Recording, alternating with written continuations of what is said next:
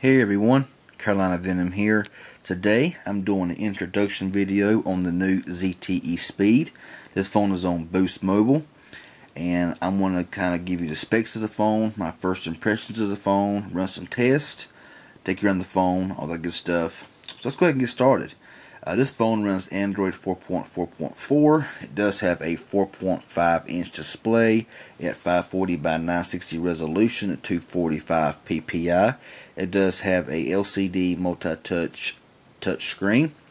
It's got a 5 megapixel camera on the rear, records in full 1080p video. Your LED flash here on the front. You have your 2 megapixel camera that will record in 720p HD in the front. This phone runs a 1.2 gigahertz quad-core Snapdragon 410 processor with 1 gigabyte of RAM with 8 gigs of built-in storage with around 4.1 gigs available to user. And you can add up to a 32 gigabyte micro SD card. It's got a 2000 milliamp hour battery that is not user replaceable, and you get an estimated 14 hours of talk time. This is an LTE device, and I do believe that it also works on Sprint's Spark network as well. This is a very nice device. For the price, you pay around $100 for the phone, retail price, and to me it's a very good deal. I really like ZTE phones. I believe they make good phones and very smooth phones. That's just my personal opinion. Take you around the phone. You have your camera up here at front, your ear speaker here on the right here. You got your back, home, and menu button. On the bottom here is your microphone. On the side, micro USB charging port. On top is your power button and 3.5mm headset jack.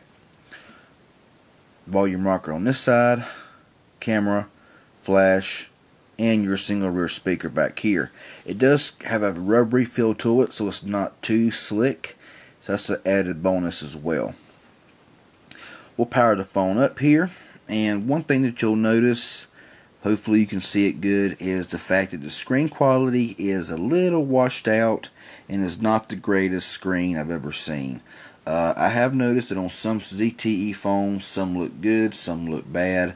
This one here does look a little washed out, but you know, I believe, you know, when you go into 1080, 720 displays, it's going to eat your battery up a whole lot more. So to me personally, a screen with a little bit less resolution is better because it does not eat the battery as much. But this phone is very smooth. It's super smooth. Like I say, I don't have very many apps downloaded except for these that are on here to run some benchmark tests and stuff like that, just to kind of, you know, show you the speeds of the phone. It is very quick, and of course here you have your app drawer, which you do not see your place for widgets, but if you go over here and press on the screen, your widgets are right here. You just scroll over, and whenever you push on something, you just bring it down to whatever screen you want. So, you know, pretty simple. Also, when you go here, you'll see a button called Effects. This right here changes the way your screen scrolls. So this right here, if you choose this one here, when you scroll over, it just looks different. I kind of like the way it's kind of neat in my opinion. Of course, there's a whole bunch of them. Got a flip, which of course flips around the screen, and you get a whole bunch of stuff like that, which is really neat and really cool. So I kind of like that about the phone. We'll go ahead and look at some of the benchmark tests that I ran. We'll look at the Antutu first. Well, and show you the speeds that I was able to get on this phone, and it got 20,406, which is really faster than any phone I've ever tested personally myself. So I think it's a pretty good speed. Go over here to the performance, and you'll see that the general performance was high performance, surpassing 60% of other devices. Game performance was average, and battery performance was also average as well. So 20,406 was the first test I ran on it, and I think that's a pretty good speed for this device. Back out of here, we'll go to look at the quadrant speed. Yeah, still on here. It came in at 10,000. Well, if we get it to focus in good here, 10,587, which is also a very good score in my opinion. CPU was 44,317, and as you see by looking through my camera here, that the screen is just not the greatest. It's just, that's one of the worst things about this phone, is the screen quality. If you bring your screen down here, as you see, you got all these things here that you can use. Right now I got the brightness almost halfway. You cut it on auto, and the screen does dim down some. The screen just looks really bad. The lower the brightness is on the screen, the worse it really does look. So that's one of the biggest problems that I've seen, first of all, with the ZTE Speed, is the screen quality is just not up to par. To me, it's not a big deal. It does matter to some, but you know, it's just whatever anybody likes. So, but this phone, like I say, is very smooth. If I can see where the button is, looking through the camera screen, there we go. It is nice, and it is speedy, and I really do not, so far, have any problem with it whatsoever. I'm looking forward to actually loading it down with apps and seeing how, you know, it functions after it's loaded down with apps, and how it performs under web searching and all that good stuff. The camera, I might go into the camera here for just a second. When you go into the camera, you got your mode down here, your camcorder button, your preview here, and your camera button right here. If you go into mode, you could choose between auto, manual, interval, HDR, panorama, smile, micro, and blink detection. Up here is your settings, which don't give you a whole lot, but you got your grid, self-timer, auto review, and 5 megapixel, 4 megapixel widescreen, 3, 2, 0.09, and VGA. Go over here to camcorder.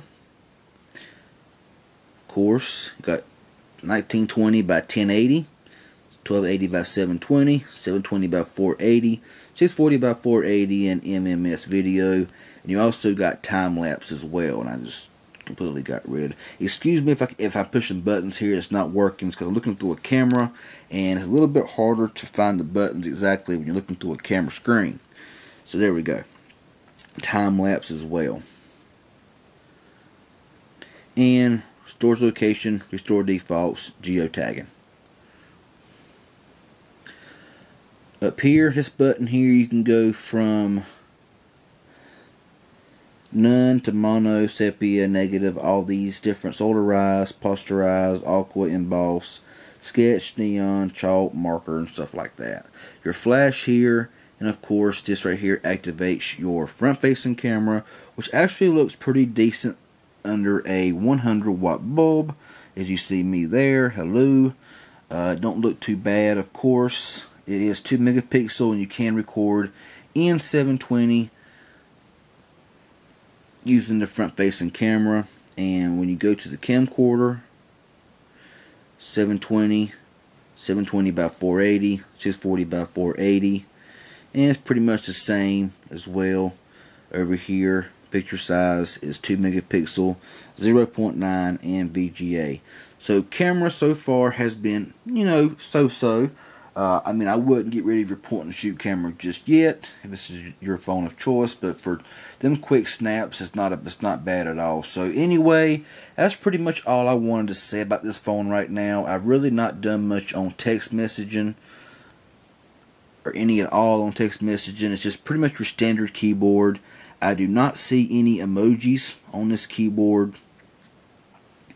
Like you see the emoji button, I don't see that on here nowhere. I'm sure that you can download it, or it may be on here somewhere. I've just not seen it yet. But so far the keyboard is your standard keyboard. It does do good, and it is fast, very accurate when you're speed texting as well.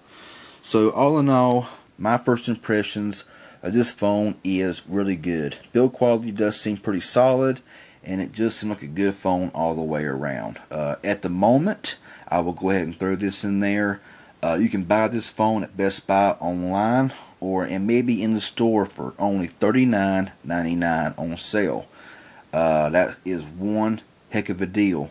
And for this phone retails for $100, and if you can get it for that price, I think it's well worth the money. I mean, I think it's worth $100 myself. I mean, I would pay $100 for this phone just for the way it works, the smoothness of it, and it's just a nice phone in general. So anyway, I will be doing more tests on this phone, so stay tuned for that. If you got any questions or comments, please feel free to ask me, and I'll get back with you as soon as possible.